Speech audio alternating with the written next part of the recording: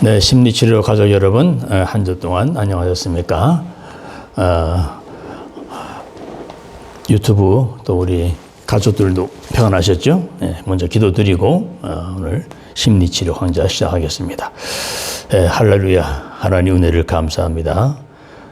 추운 날씨지만 또 하나님께서 이 겨울을 우리가 맞이하면서 내일이면 이제 12월 1일입니다.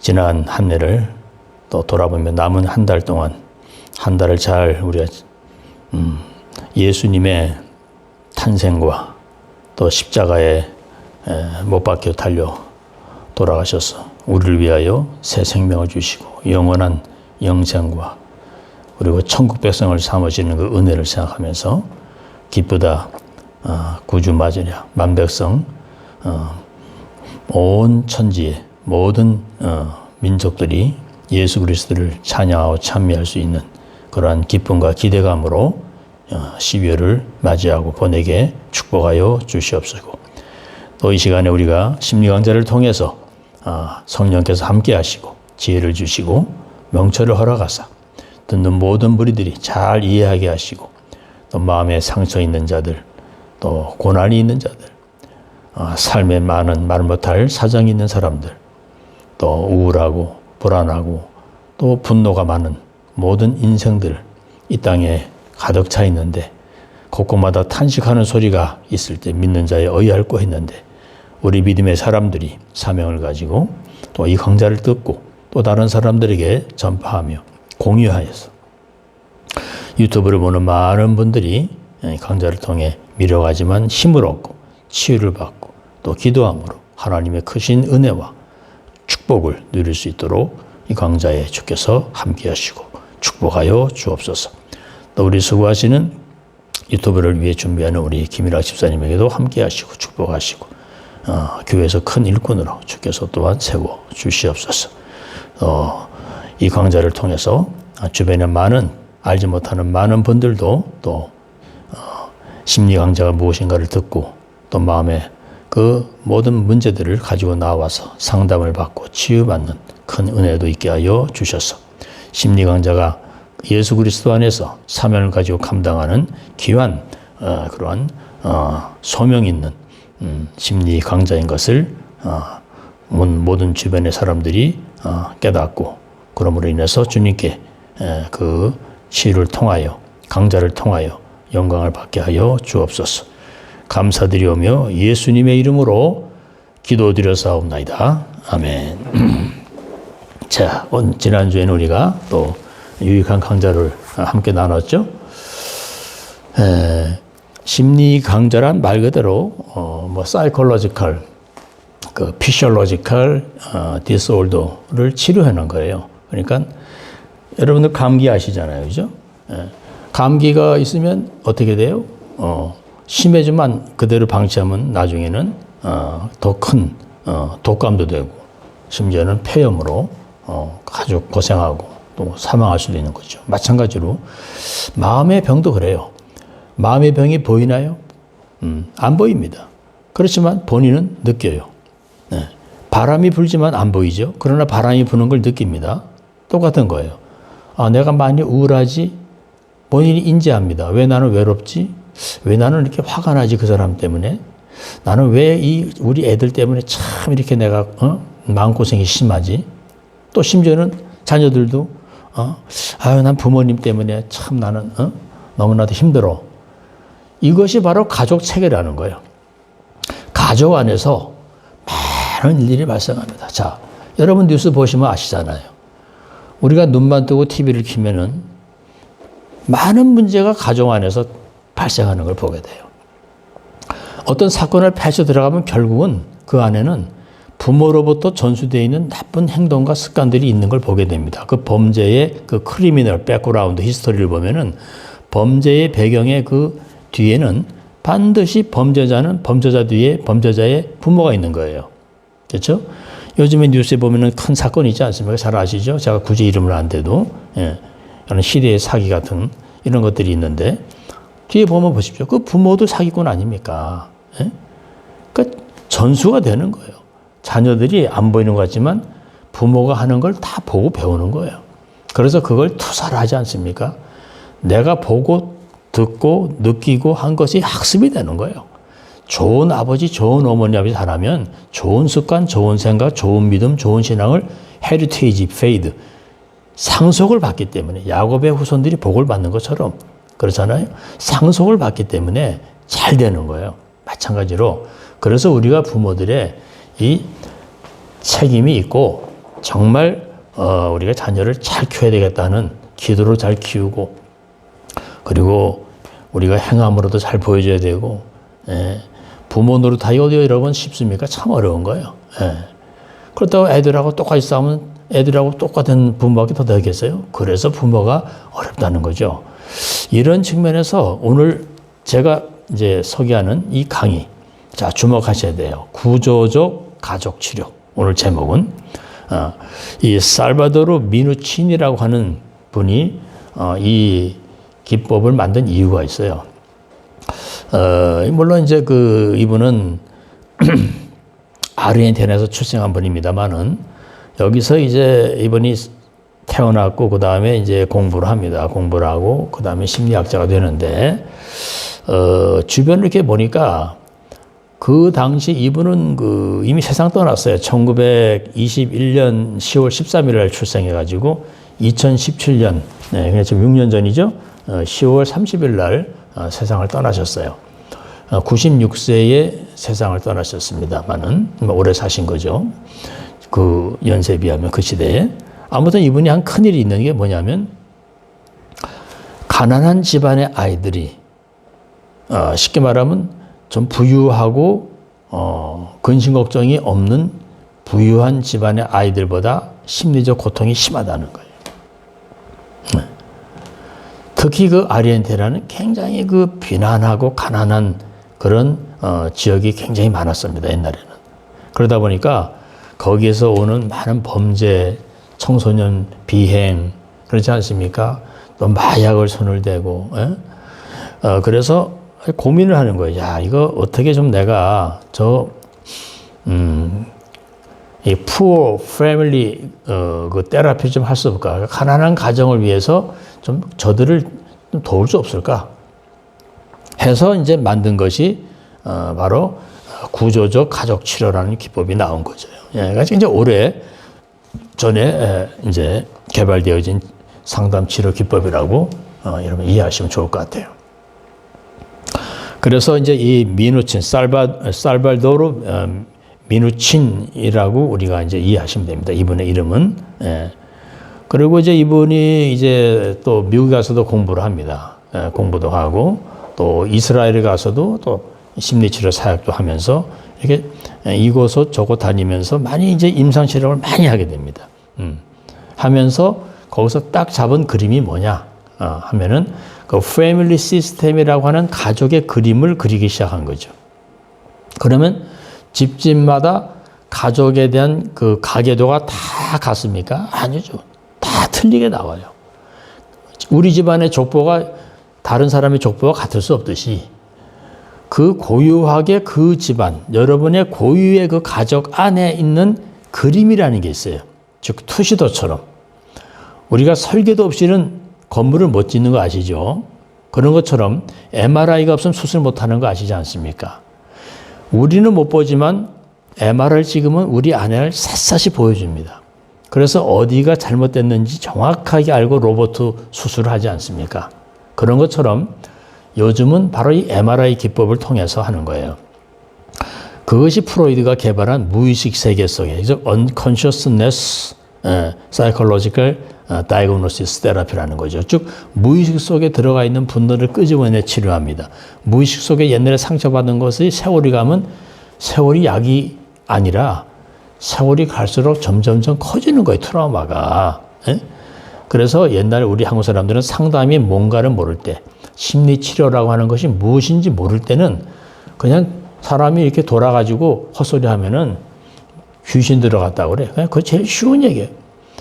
교회에서도 가면은 목회자들도 구분을 못 해요. 심리 세계 영역과 영의 세계 영역을 구분을 못 해가지고는 무조건 다 귀신 들어갔다 그러면 그만이야. 그래가지고는 귀신아 물러갈지어다 그냥 하고 그래도 안 되면 막 때려 또 안 차난다고 사람을 잡는 겁니다. 한마디로 안 그래도 정신적으로 고통이 심해서 돌아버린 사람을 갖다가 더 돌게 만드는 게 바로 그게 뭐냐 귀신 들어갔다고 누명을 씌우는 거죠. 한마디 말하면 나쁘게 말하면 누명을 씌우는 거예요.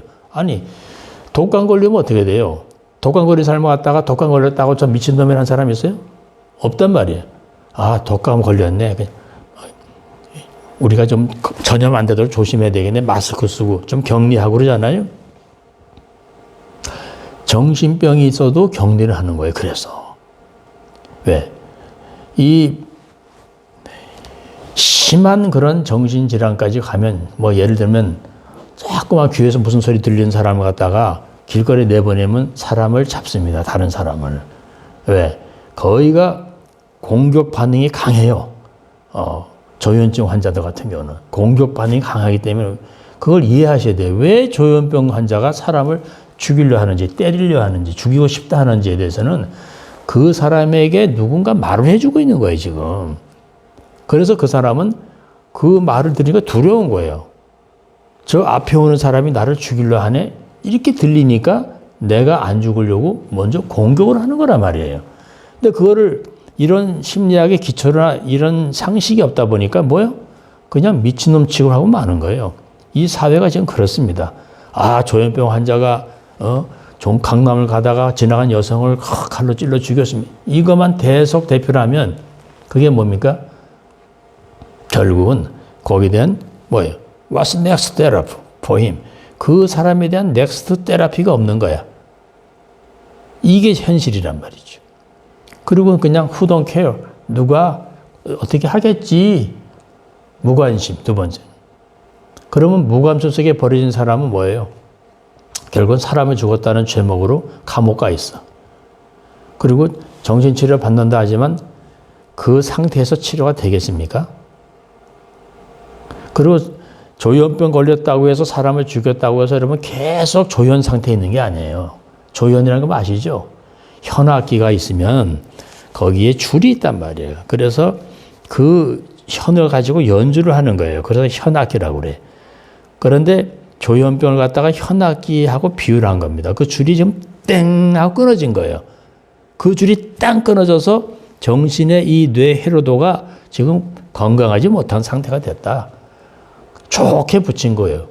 옛날에는 그냥 이걸 뭐라 했냐면 정신분열 환자 아니면 환청 환자, 환각 환자, 환시 환자. 근데 그 뒤에는 정신분열증이다. 그래서 그걸 옛날에는 다 미쳤다.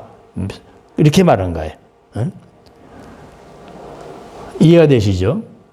그런 이해가 없이 저 사람이 에이 저 미친놈 사람 잡았네 라고만 한다면 그 뒤에는 미칠 때까지의 그 히스토리가 있는 거예요. 역사가. 그 개인의 역사가. 그 사람을 누가 미치게 했느냐. 쉽게 말하면. 에? 예수님이 그랬잖아요. 너희 중에 이 죄 없는 자가 가늠한 여인 돌을 쳐라. 그러니까 다 돌 두고 율법에 의해서 죽이려 하다가 다 돌을 조용히 내려놓고 갔다 그랬어요. 이 시대는 결과만 보지 그 사람이 저렇게 될 때까지에 대한 그 부분에 대해서는 좌시하고 무시하는 거죠.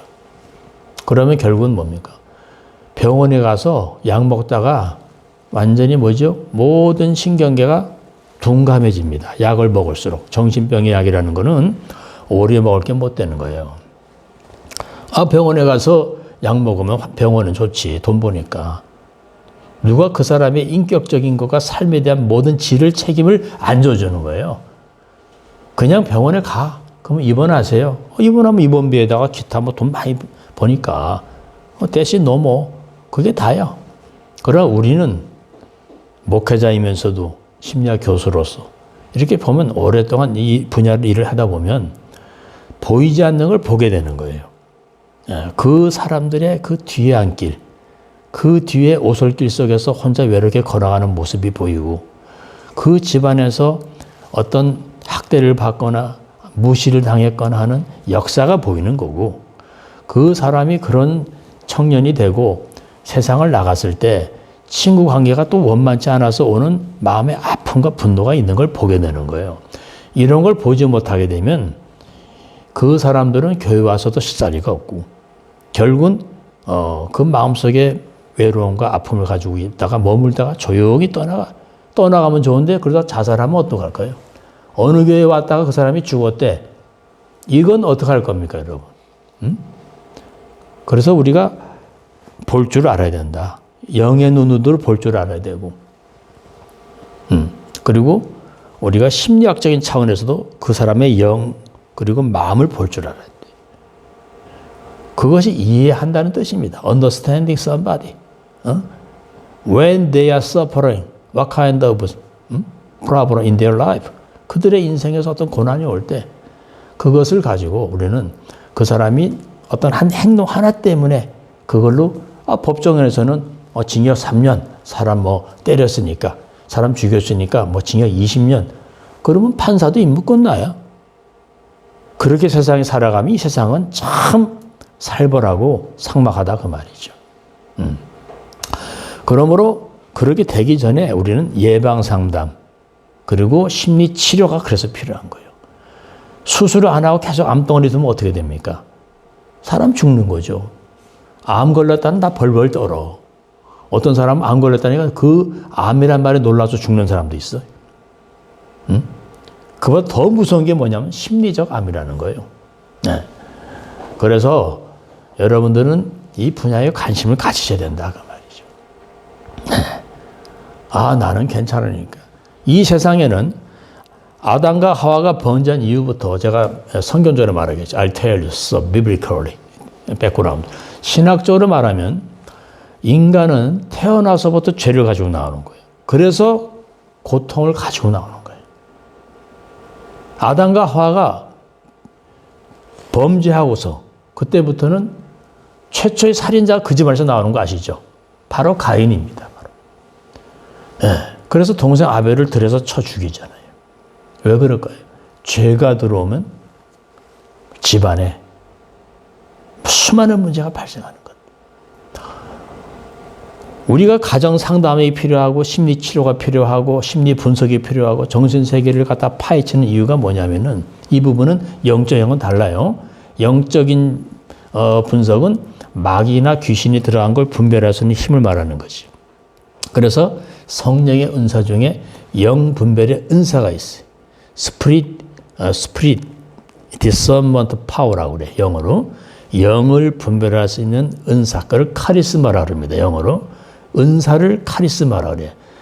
저분은 카리스마 있어. 권위가 있어. 이렇게 이해하시면 안 되고 잘못된 말입니다. 카리스마란 말은 하나님 주신 은사, 선물이라는 뜻이에요.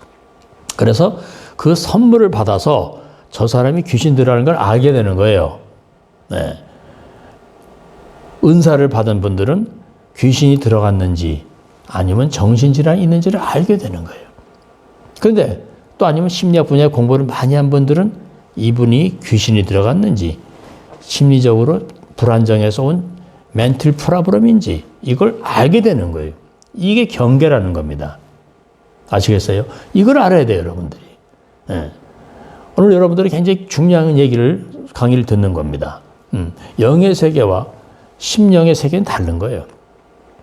영의 세계는 말 그대로 하나님이 불어넣어 주신 우리가 우리 형상대로 했던 이미지네이션을 영이라고 그래요. 제가 신학적으로 좀 깊은 얘기지만 우리가 우리의 형상대로 무엇을 만들자? Let's make human being. 인간을 만들자. human being은 인간이란 말이에요. 인간을 만들자. 그리고 훅 생기를 불어넣으셨더니 사람이 됐더라. 근데 사람이란 말은 히브리어에서 뭐냐면 이스라엘 언어에서 구약 성경은 히브리어로 써졌단 말이에요. 그 성경을 딱 보니까 히브리어로 아담이라고 되어 있어요. 아담. 묘하죠? 하나님이 아담을 창조했다는데 아담이란 말은 흙이라는 뜻이에요. 흙으로 아담을 빚어서 거기에 생기를 불어넣어주니까 사람이 됐더라. 성경이 창세기 보니까. 그리고 아담을 잠들게 하죠. 가빌대를 취하여 여자를 만드니 하와로 했단 말이에요. 하와란 말은 이샤, 여자란 뜻이에요. 자, 이것이 바로 영의 세계란 말입니다. 그래서 하나님의 영을 불어넣어주니까 생명이 되었더라. 리빙 소울이 되었더라. 살아있는 영이 된 거예요. 근데 영이 죽은 사람은 이미 살아있으나 죽은 자와 같이 됐다는 거죠. 성경에 보면. 이는 살아있으나 죽은 자로다 그랬어요. 예수님도. 영이 죽었다는 건 뭐냐면요. 하나님의 세계를 모르는 자는 이미 영적으로 사망의 선고를 받은 사람. 그러니까 전혀 몰라. 영적인 세계를. 참 불쌍한 영혼의 거지가 된 거죠. 영혼의 거지가 된 거예요. 그런데 거기다가 또 세상살이가 힘들어. 그런 사람일수록. 천국이 너희 안에 있나니라. 천국이 없단 말이죠. 영의 세계가 다 죽어 있으니까. 그러니까 마음의 세계도 괴로운 거예요. 심령에도. 그래서 이게 사이콜로지컬. 심리도 뒤집어지고 역동이 되고 태풍이 치고 비바람이 일어나고 하루하루가 아주 그냥 괴로운 인생이 되는 거죠. 영의 세계도 다 죽어 있고 심리적으로도 죽어 있고 폭풍이 불고 분노가 일어나고. 거라사의 광해는 아시죠, 여러분? 성경에. 왜 거라사의 청년이 미쳐서 날뛰니까? 사람을 죽이려고 그러고 난리. 그 집안에 이유가 있는 거예요. 그 집안에 문제가 있다는 것입니다. 그러니까 예수님께서 고쳐주지 않습니까? 그 안에 수많은 귀신이 들어가 있던 거예요. 돼지 수천 마리를 죽일 수 있는 만큼의 그 악령이 가득 차 있었단 말이에요. 그러니까 그 청년은 미쳤다가 맞습니까? 심리적으로 병들었다가 맞습니까? 그 사람은 진짜로 귀신이 들어가서 미친 거죠. 그럴 때는 뭐예요? 영적 치유가 돼요. 스피리추얼 힐링이 돼야 돼. 영적 치유를 하는데 영적 치유는 뭐예요? 성령의 능력이 아니고는 귀신은 안 나갑니다, 여러분. 네. 성령의 능력으로만, 성령께서, 즉 성령 하나님만이 쫓아내는 거죠. 예수님께서 귀신을 쫓아냈잖아요. 사탄아 물러가라 그랬잖아요. 40일 금식하고 나서. 그때 사탄이 찾아왔잖아요. 내가 하나님의 아들이거든. If you son of God 그랬잖아요.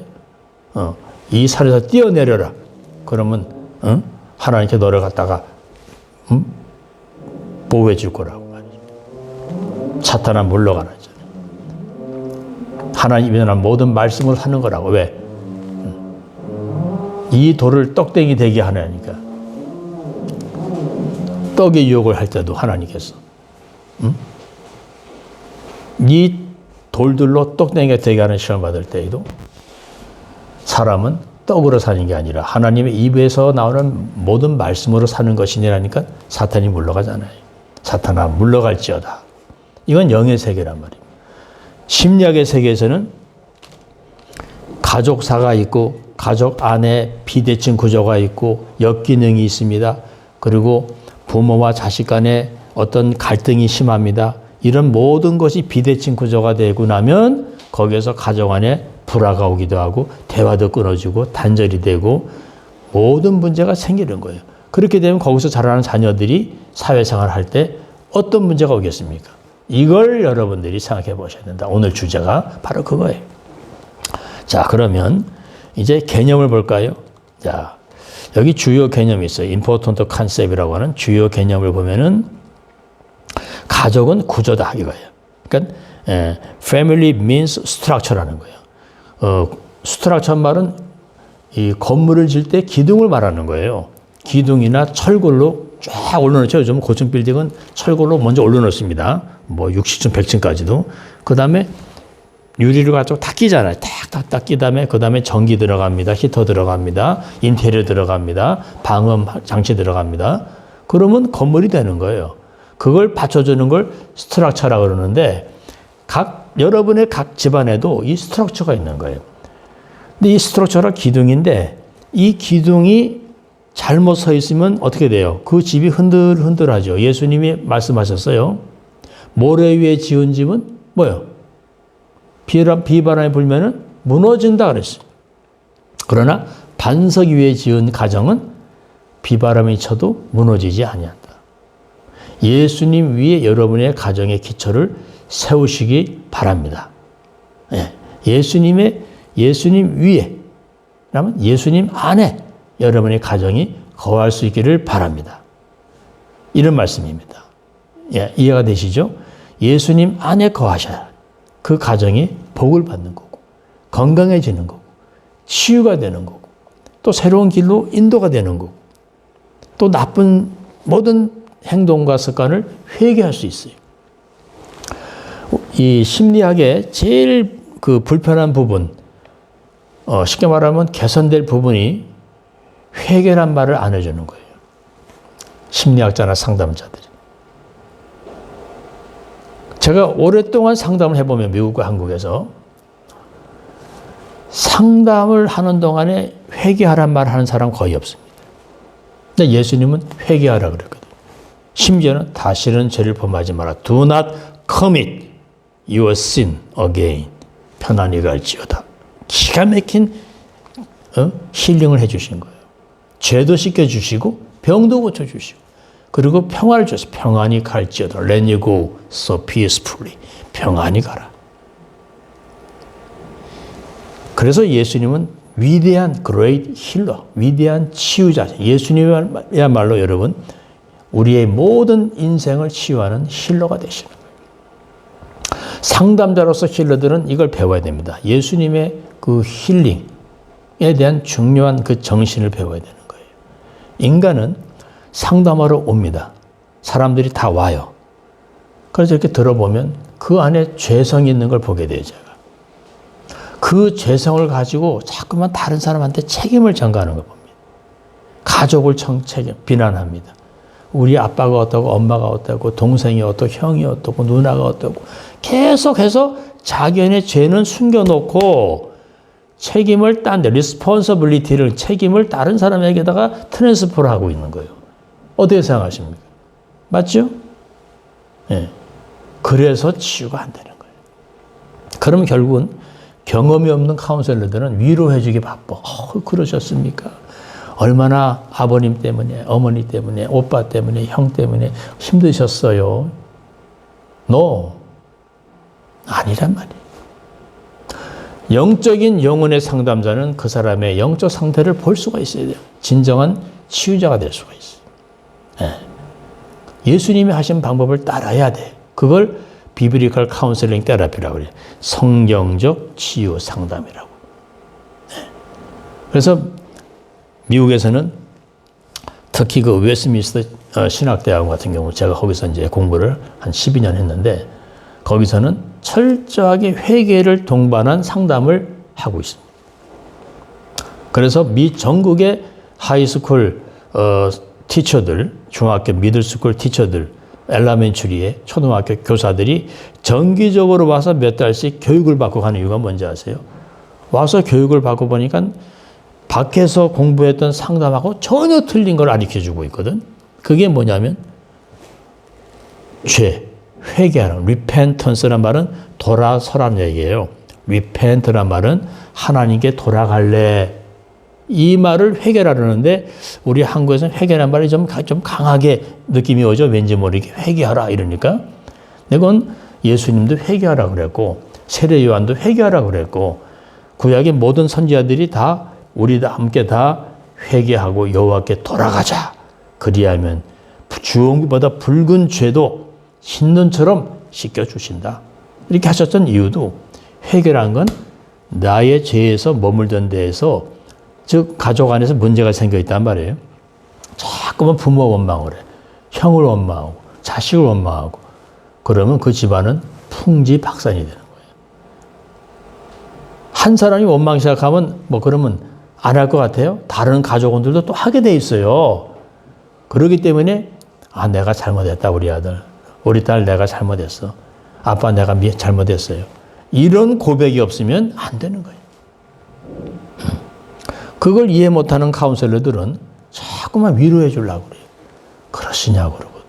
아유, 참 어떻게 마음이 그래서 어떻습니까? 이렇게 하기 시작하면 여러분 그 사람을 어떻게 하는 거예요? 그 사람의 고쳐야 할 그 잘못된 생각과 행동을 묵인하고 방주하는 게 되는 거예요. 방임자가 됩니다. 쉽게 말하면. 상담을 잘못 배운 거예요. 네. 그래서 그런 이유는 물론 어떤 상담자들은 비지시적 상담을 많이 가르쳐요. 오늘 신학 특히 그 크리스찬 신학대학원 내에서 또 일반 상담대학원에서도 마찬가지입니다. 연대든 고대든 서울대든 뭐 어디든 상담대학원에서 보면 그러니까 non-dialect counseling therapy라고 그래. 그러니까 상대방 말을 많이 들어주라. 자꾸 들어주라. 근데 그것만 집착하면 안 되는 거예요. 들어주는 리스닝은 기본이란 말입니다. 그렇죠? 들어주는 건 들어줘야죠. 네. 예수님도 듣는 자가 복이 있다고 그랬잖아요. 잘 들어야 좋은 상담할 수가 있어요. 맞습니다. That's right. 그렇지만 듣고 나서 그 다음에 어떻게 하느냐. What can I do for you? 내가 그럼 어떻게 해드려야 되죠? 이게 중요한 거죠. 상담에는. 들어만 줬으면 됩니까? 아니죠. 그거는 그 사람의 모든 하소연, 분노, 모든 걸 다 쏟아놓는 걸 들어줬다는 뜻입니다. 그러면 한 집안에 예를 들어 내가 이렇게 된 거는 엄마 때문이야 이런 집이 있어요. 그래서 상담을 해보면 부모님도 오시라 해서 해봐 들어봅니다. 그러면 서로 비난을 해. 엄마 뭐라 그러면 엄마한테 욕이나 하고 말이지. 난 나중에 얘를 포기했다고 그러고 말이지. 자, 그러면 상담자는 이 장면을 갖다가 보고서 어떻게 될까요? 난 그래요. 이 아들하고 엄마가 다 죄가 있는 거예요. 그 안에.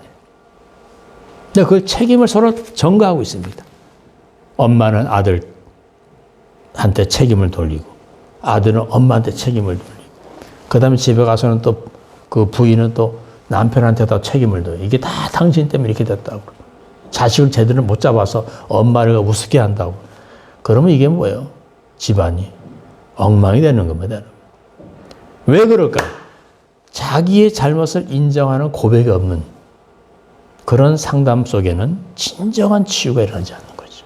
이것이 바로 그 가정을 하나님 위에, 반석 위에 세워놓는 상담을 해주는 거예요. 하나님을 떠난 상담은 일반 상담입니다. General Psychological Counseling이에요. 의미가 없어요. 엄밀히만. 그래서 상담자들이 한계에 부닥치는 이유가 뭔지 아세요? 해보니 도저히 이 사람 안 바뀌어. 고치질 않아죠. 그럼 나는 상담사라서 좀 부족하구나. 그 다음에 두려움이 와요. 사람 만나는 게. 그래서 실패하고 상담소를 문 닫는 거예요. 네? 가장 중요한 걸 놓치고 있는 겁니다. 상담에 있어서. 상담할 때는 어떤 사람은 많은 분노가 있어요. 그래가지고 그 분노를 가지고 막 치를 떨어 막. 나는 이제 앞으로 그 집에서 가출해야 된다고. 우리 집에서 가출할 것밖에 없고 이제 나 혼자밖에 이 세상에는 나밖에 없다 그러고 그 말을 들어보면 부모님이나 그 뭐 언니나 오빠가 다 나쁜 사람들이야. 근데 가족들 만나서 들어보면 또 아니에요. 이유가 있는 거예요. 그래서 그 이유를 알고 나서 그 문제에 대해서 생각을 바꿔주고 행위를 바꿔줘야 되는데 거기에 필요한 게 뭐냐면 바로 말씀 상담이라는 것. 요즘에 기독교 상담대원에서 새로 또 이제 적용되는 게 뭐냐면 진리 상담이라는 게 있어요. 진리 상담은 뭐냐면 진리가 너희를 자유케 하리라. 즉 하나님의 말씀으로 상담해 주는 기법입니다. 예를 들어 여러분이 마음이 불편하고 막 우울하고 풍랑이 치면은 조용히 시편을 갖다가 요새 뭐 보이스 그런 바이블 많잖아요. 틀어놓고 시편을 가만히 들어보세요. 눈을 감고 묵상하시면. 그럼 마음이 편안해지는 걸 느끼시죠? 하나님의 말씀을 듣다 보면 내가 죄인이구나. 내가 잘못됐구나. 이런 걸 성령께서 지적을 하고 깨우쳐 주셔. 성령의 사역 중에 하나가 뭐냐면 죄를 지적하는 기능이 있어요. 회개하게 하는 힘이 있습니다. 성령에. 그래서 말씀을 듣다 보면 그 말씀이 특히 시편 같은 말씀이 아주 유용하고 좋습니다. 그래서 이걸 진리 상담이라고 그러거든요. 그냥 여러분 스스로 할 수 있어요. 네. 굳이 상담사 안 찾아가도 여러분의 마음이 불편할 때 시편 안에 다 있습니다. 시편 안에 다 있어요. 복 있는 사람은 악인의 꾀를 쫓지 않냐. 그죠? 오만한 자리에 서지 않냐. 네. 시냇가에 심은 나무처럼. 이렇게 항상 하나님 말씀 안에서 머물려고 몸부림쳐 보세요. 그러면 그것이 바로 하나님 중심의 상담이 되기 시작하고 어느덧 성령께서 나에게 조용히 말씀하는 걸 들을 수가 있어요. 그걸 영음을 듣는다. 스피리추얼 사운드를 듣는다. 세상에 나가면 얼마나 시끄러워요. 각종 소리에. 정말 여러분이 들을 음성이 뭐예요? 하나님의 음성을 듣는 거예요. 근데 그것은 뭐냐면 말씀을 통해서만 들을 수가 있어요. 말씀을 묵상하고 기도하는 동안에 내 안에 성령의 음성이 들리는 거예요. 그래서 우리를 다 치유해 주시는 겁니다. 힐링을 해 주시고 어루만져 주시고 위로해 주시고 컨솔레이션 해 주시고 컴포트 해 주시고 그리고 치유해 주시고. 왜? 그래서 우리가 아버지라 부르는 거예요. 아버지 하나님, 하나님 아버지. 왜? 나의 아버지란 말이에요. 우리는 그의 자녀니까. 이것이 진리 상담이거든요. 네, 이해가 되시죠, 여러분? 그래서 가족이라는 것은 뭐냐면 하나님이 만드신 구조입니다. 최초의 아담과 하와를 만들어서 가정을 이루게 하셨어요. 그래서 가인과 아벨을 낳게 하고 번성케 하시기 시작한 거예요. 그래서 가족이라는 개념은 하나님이 세우신 거예요. 교회라는 에클레시아란 말도 교회. 이것도 뭐예요? 예수님이 베드로에게 내가 개바야. 내가 너에게 반석 위에 교회를 세우리라. 그래서 제일 먼저 세워진 교회가 예루살렘 교회죠. 영어로는 제루살렘 초치라고 그래요. 한국말은 예루살렘 교회라. 최초로 세워진 교회란 이름은 예루살렘 교회란 말이죠. 그래서 교회란 말처럼 아름다운 게 없고 가족이란 말처럼 아름다운 말이 없는 거예요. 그리고 사람이란 말처럼 아름다운 게 없어요. 이건 다 하나님께서 지어주신 이름이에요. 사람이라 칭하시고 그리고 또 가정을 세워주시고 에베소서를 보세요. 가정에 대해서 자세히 나오시죠. 에베소 5장 읽어보면 가정은 어떠해야 한다. 네. 따라서 이 가족 치료에 있어서 구조적 치료라는 것은 하나님 말씀 안에서 잘못된 우리 집안의 구조를 바꿔나가는 걸 나는 강조하고 싶다 이거예요. 예. 좀 제가 강의가 좀 특이할 거예요. 일반 심리학 강좌로 말하면은 그냥 가족 구조를 여기 의자가 있단 말입니다. 의자를 바꿔줘서 이 의자가 여기 지금 이렇게 얼른 보면 5개가 있어요. 여러분 잘 안 보일 거예요. 근데 여기 5개가 있는데 여기 아빠가 있고 엄마가 있고 아들이 있고 딸이 둘이 있다 합시다. 그 5명이에요. 여기가 식탁이 있다 합시다. 근데 지금 제가 이렇게 분석하는 거예요. 이 의자가 지금 여러분 정상적으로 배열됐나요? 이제 이 가족들이 앉아있는 구조가 보세요. 저기는 지금 아버지 같아요. 딱 그 제일 좋은 자리에 앉았어요. 저쪽에는 와이프 같은데 부인 같은데 벽을 기대고 있죠, 의자가. 그러니까 아버지와 거리감이 있어요. 근데 그 옆에 아들은 엄마하고 좀 가깝죠? 친하다는 뜻이에요. 그런데 여기 좀 멀어져 있죠? 딸은? 그러면 아들하고 거리가 먼 거죠. 관계가 안 좋죠. 여기 또 딸은 또 붙어 있죠? 둘은 친한 거죠. 이렇게 분석이 되는 거예요.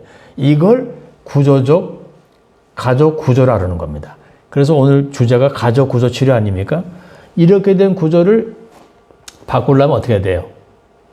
여기 와이프가 남편 옆에 의자가 더 가까이 가야 되고 또 여기 딸도 그 오빠가 그러면 아들 그 옆에 더 가까이 가야 되겠고 또 딸도 이렇게 돌아가서 아빠 옆으로 옮겨야 되겠죠. 예. 이렇게 구조를 바꿔주는 상담을 하는 거를 가족 구조 치료라. 이렇게 아주 쉽게 세상에서 제일 쉽게 설명을 제가 할 수 있어요. 네. 그래서 여러분이 교회 예배당 가도 그래요. 친한 분이 있으면 그 옆에 앉고 싶죠. 그걸 구조라는 거예요. 그 교회의 구조가 구성원들이 어떻게 반응하는가, 서로 어떤 사람들하고 어울리길 좋아하는가. 보면 되게 가까운 분하고만 주로 반복해서 사귀거나 교제하는 걸 보게 되죠. 그러다가 시험이 들어서 관계가 나빠지면 굉장히 상심하게 됩니다. 예. 그리고 또 어떤 권사님은 늘 그 자리에 예배당에 오는데 거기에 다른 분이 오면은 아주 기분 안 좋아하죠. 왜? 거기는 내 자리란 말이에요. 예? 딱 앉아있는 자리인데 거기 감히 누가 앉지 못해요. 근데 거기 앉아서 계시다가 그 다음에 조금 늦게 오셨는데 누가 거기 앉아있어. 마치 최신자가 또 앉았네. 뭘 모르고. 아는 분들은 못 앉아요. 최신자가 앉았어. 그러니까 이러지도 저러지도 못하고 그리고 좀 마음은 찜찜하지만 권사님은 저쪽 가서 앉아 있는 거예요. 이게 뭔지 알았어요? 교회 내에 자기만의 영역이 있는 겁니다. 교회 안에도. 네. 그래서 친한 사람들과의 구조가, 의자의 구조가 있고, 관계의 구조가 있고, 이게 보이지 않게 다 나눠져 있는 거예요. 그래서 이 부분이 충돌하게 되면 거기서 뭐가 와요? 마음에 시험이 오게 되는 거예요. 심리적으로 편치가 못해, 괜히. 예. 이런 것을 심리학을 잘 연구를 하고 공부하는 이유가 이런 걸 알아야 돼요. 알아서 교회 지도자들이 이런 부분들을 목회자든 장로님이든 안수 집사님이든 교회 리더들이 이런 걸 알고 관계 개선을 할 수 있는 노력을 해줘야 되는 거예요. 이게 굉장히 중요한 하나의 그 사명이기도 한 거죠. 교회 리더들은 교회를 편하게 만들어주는 사명을 가져야 돼요. 그 교회 가면 편하다. 그 교회 가니까 마음이 편해져. 어디 앉아도 마음이 편해. 이런 구조를 만들어주는 게 아주 중요해요. 그런데 수직적인 교회는 이게 안 돼요. 그냥 와서 앉으면 그냥 말씀 듣고 그 다음 나가면 따뜻한 분위기를 못 느끼고 그냥 막 빙빙빙 돌아도 누가 안 반겨주네. 처음 몇 주는 반겨주더니 그러다 보니까 나중에는 뭐예요? 외로워. 그래서 조용히 가버려. 그 뭐라 그래? 교회 쇼핑이라고 그래. 백화점 가서 물건 쇼핑하듯이 결국 쇼핑하는 사람으로 왜 만들어줍니까? 왜 만들어줘요, 그렇게? 그래, 구조 조정을 못 해줘서는, 의자 조정을 못 해주는 거예요. 여기 여기 앉으세요. 아이고, 새로 오셨어요. 뭔가가 자꾸 이런 역할들을 끊임없이 할 때, 거기서 굉장히 에너지가 나옵니다. 그 교회는. 힘이 나고. 그리고 거기서 그 말 한마디에 세상에서 힘들었던 모든 것들이 다 치료가 될 수도 있는 거죠. 유튜브를 듣는 여러분들이 치유자가 되시기를 바랍니다. 여러분들이 힐러가 돼야 돼요. 여러분이 상담자가 될 수가 있어요. 예. 아니, 열심히 듣기만 하면 뭐해. 한마디 위로의 메시지, 한마디 옆에 가서 다정하게 두들겨주는 따뜻함, 사랑. 그런 것들이 여러분 상담이 되는 거예요. 예. 하나님의 사랑의 상담만큼 위대한 게 없는 거죠. 아무리 어려운 상담 말을 하면 뭐예요? 그건 그냥 이론이 되고 지식이 되는 거죠. 예수님이 언제 어려운 얘기 하셨나요? 언제 상담할 때? 말씀 주실 때. 예수님 말씀 못 알아듣겠어? 예수님은 항상 쉬워요. 공중에 나는 새를 보라. 길쌈도 수고도 하지 않느냐. 하물며 너희일까? 얼마나 쉬워요. 응? 어렵게 얘기해봐요. 저 창공에 나는 저 알 수 없는 저 새들이 가는 길은 어디일까? 우리 인생도 어디를 향해 가는가? 이렇게 하셨습니까? 안 했단 말이에요. 그건 철학자들이나 그렇게 어렵게 말하려고 그러죠. 추상적으로 상담하지 않았고 추상적으로 말씀을 전하지 않았어요. 누구나 와서 어린아이도 듣고 깨달을 정도로 아주 쉬운 언어를 구사하시고 그래서 수많은 무리들이 항상 주님을 따라다니지 않았습니다. 그리고 주님 말씀을 들을 때 변화가 되고 회개하고 눈물을 흘리고 그 안에 영원한 생명이 들어가고 구원을 받지 않습니까? 예. 그래서 예수님의 사역을 보면 항상 말씀이 들어가. 그 다음 변화가 와. 그 다음에는 뭐가 돼요? 세례를 받아. 그러고 나서 하나님의 자녀가 되고 또 병든 자들이 병이 고쳐지고 예. 영육이 구원을 받는 그런 치유자로서 예수님은 사역하신 것을 우리가 알지 않아요? 예. 따라서 가족 구조를 바꾼다고 하는 것은 우리가 인지치료나 의자 바꾸기 몇 개로 되는 게 아닙니다. 왜? 여기 한 가족이 왔다 합시다. 가족이 왔는데 우리 선생님은 좀 거리감이 있으시네요. 아드님하고. 그러니까 여기 우리 따님하고도 좀 머네요, 관계가. 그래서 따님을 옆으로 앉혀놓고 자, 서로 가깝게 한번 포옹해 보세요. 이렇게 하는 것을 뭐래요? 이걸 실연이라 그래요. 우리 구조적인 상담 치료에서는 실연 연습을 한다. 이렇게 하는데 이거는 그때뿐입니다. 집에 돌아가서 또 마찬가지로 이 의자처럼 이렇게 관계가 부적절하게 앉아서 있다면 그 상담은 실패한 상담이 되고 마는 거죠. 그렇기 때문에 진정한 상담이 된다는 것은 그 안의 체계를 스스로가 바꾸는 거죠. 네. 생각을 바꾸고 행동을 바꾸고 단절되던 감정을 내가 바꾸고 그리고 내가 억한 감정 가진 것을 내가 말씀을 통해서 또 내가 회개하고 그리고 화목해지고 그리고 서로가 손을 잡고 이해하는 이러한 적극적인 어떤 화해의 그런 노력과 시간이 필요하다는 것을 저는 강조를 하고 싶은 거죠. 진정한 화해가 없이 여기 와서 상담받으면서 한 가족이 왔다 합시다. 그리고 나서 의자를 바꾸는 연습을 좀 했다고 치료가 될까요? 아니란 말이에요. 상담비만 내고 하는 거예요. 그렇게 하면. 그런 상담을 저는 원하지 않아요. 가족 안에 모든 사람이 제일 중요한 건 코퍼레이션, 협력을 해야 돼요.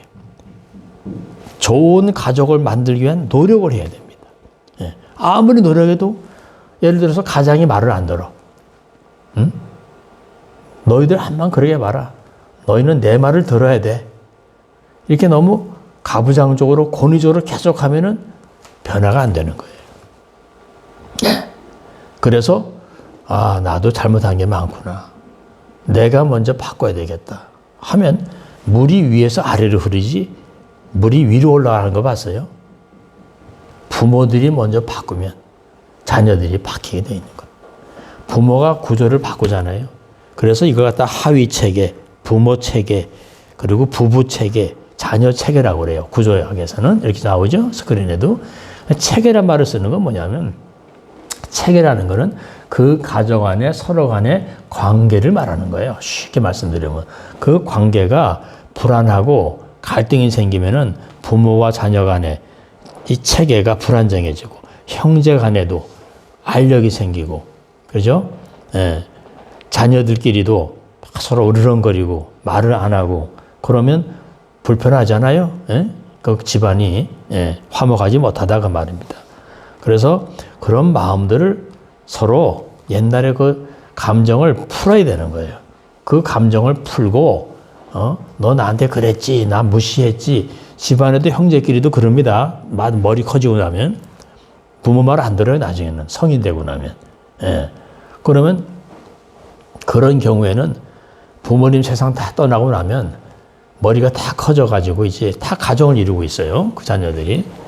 그럼 여기 있는 아들하고 딸 둘이 뭐가 되겠어요? 여기서 거리가 생겼잖아요. 지금 아들하고 이 딸 사이에. 그럼 나중에는 서로 연락도 안 해요. 전화도 안 해요. 남남이야 그냥. 이렇게 되고 만다 그 말이죠. 뭐 그러면 할 수 없지 뭐. 뭐 그러면 나도 할 말 없죠 뭐. 그죠? 뭐 할 수 없다는 사람한테 어떻게 해? 뭐. 예수님도 그런 사람한테는 어떻게 할 수 없는 거지. 그렇잖아요? 그렇기 때문에 여러분의 가족이 변화가 되길 원합니까? 그렇죠? 그러려면 변화를 위해서 가족의 구조를 가지고 좋은 가족 구조로 바꿀 수 있는 노력을 할 수 있기를 바라요. 좋은 관계와 좋은 생각을 하고 그리고 내가 먼저 체인지 해야 되겠다. 나를 바꿔야 되겠다. 나의 말, 내 말이 좀 상처 주는 말이 아닌가? 그럼 내가 바꿔야 돼요. 아빠로서, 엄마로서, 자녀로서. 노력을 안 하고 그냥 너 상담 받아. 가서 상담 좀 받아봐. 받을 사람은 따로 있는데 받아봐 하면 이것도 안 된다 그 말이죠. 함께 받고 함께 노력을 해야 되고 함께 기도하고. 근데 이 부분들이 실제로 제가 상담하면 이 신앙이 없는 가정들이잖아요. 저 불신자의 가족들. 의외로 그런 가족들이 많아요. 상담하면. 전혀 하나님에 대해서는 알지 못하는 사람들입니다. 이런 분들에게는 또 무슨 하나님 얘기, 말씀 이야기 하면은 이해를 못해요, 전혀. 그래서 이런 분들에게는 심리 치료를 합니다, 먼저. 심리 상담으로 들어가서 전문적으로 심리적 치유를 얘기를 해주는 거예요. 그러면 또 잘 들어. 잘 들어요. 나중에 진리 상담으로 가는 거죠. 그러면 전도도 되고 구원도 받고 일석이조가 되죠. 그래서 항상 때가 있는 거예요.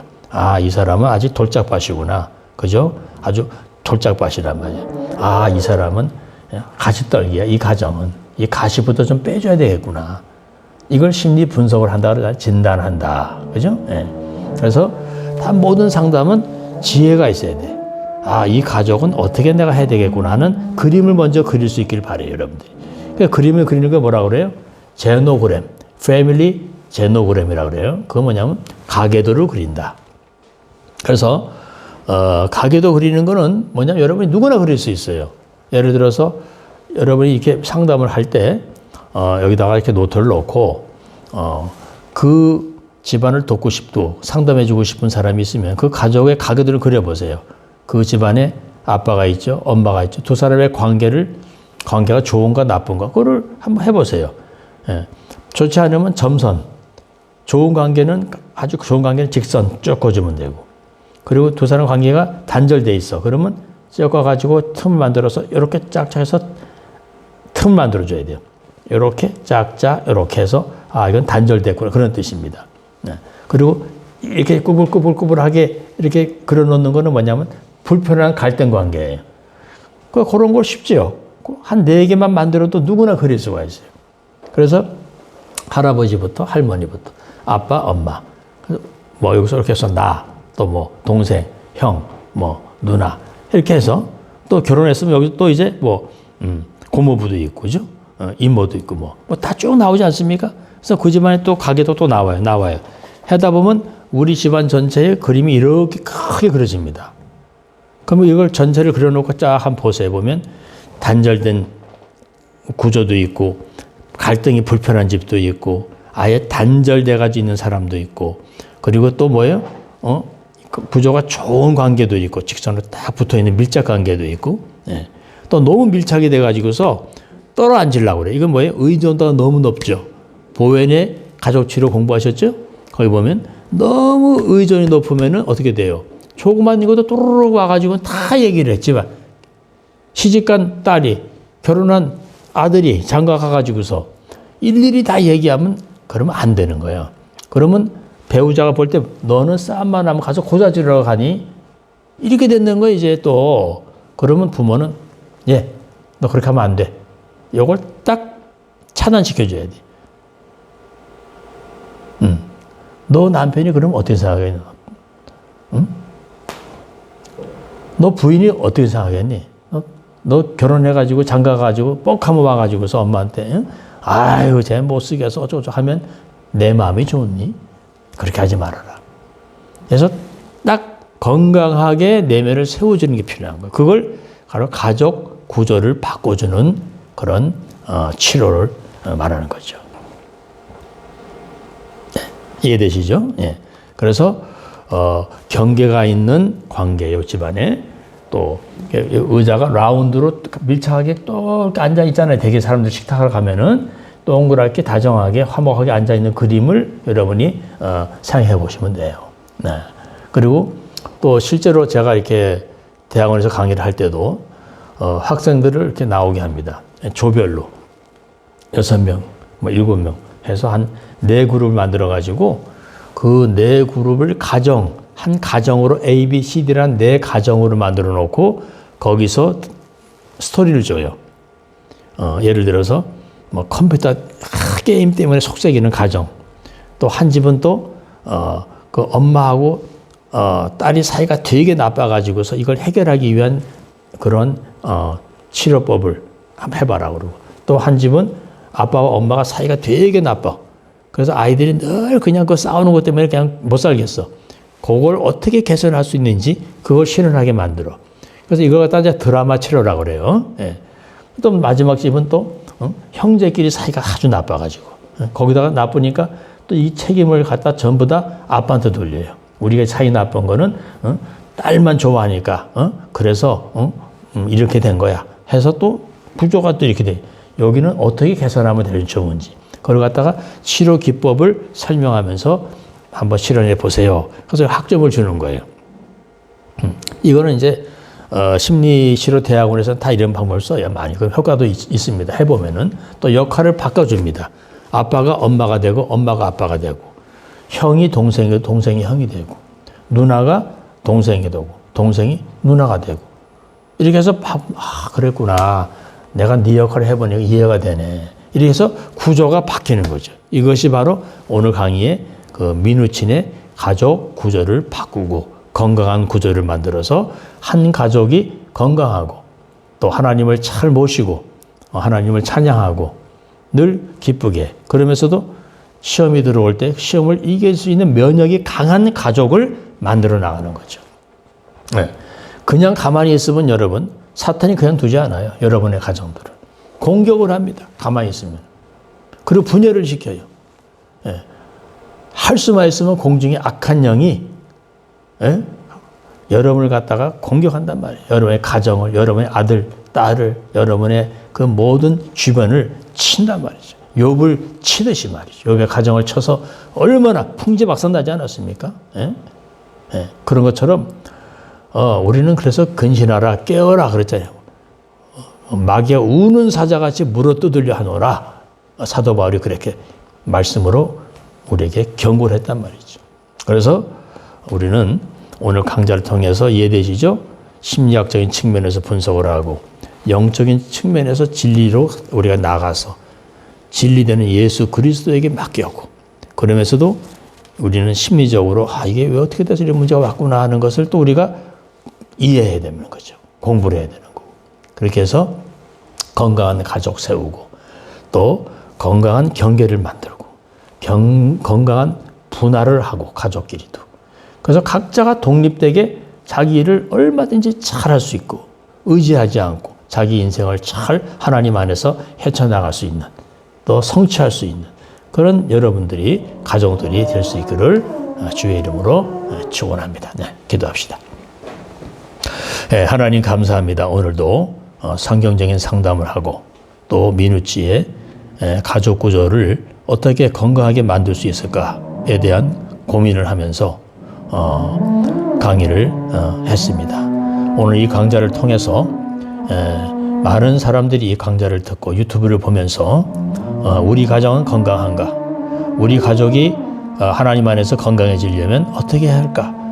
고민도 하고 기도도 하면서 그리고 모두가 다 하나님 안에서 악한 모든 시험을 이기고 또 악한 그 사탄의 공격을 우리가 두려워하지 말고 말씀과 기도로 승리할 수 있는 크리스찬 가족들이 다 되게 인도하시고 축복하여 주시옵소서. 하나님께 모든 영광을 돌리며 예수님의 이름으로 기도드렸사옵나이다. 아멘.